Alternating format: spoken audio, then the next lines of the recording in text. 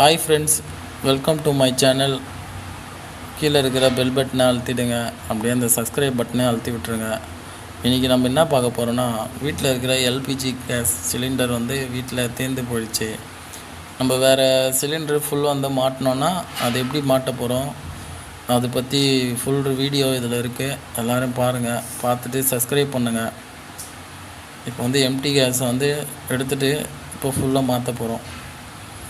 இப்போ ஆல்ரெடி போயிட்டுருக்க எம்டி காலி ஆகிடுச்சு. இப்போ கேஸை சேஞ்ச் பண்ண போகிறோம்.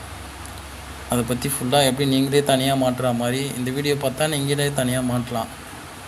பிடிச்சிருந்தா லைக் பண்ணுங்கள், கமெண்ட் பண்ணுங்கள். வீடியோவை ஃபுல்லாக பாருங்கள்.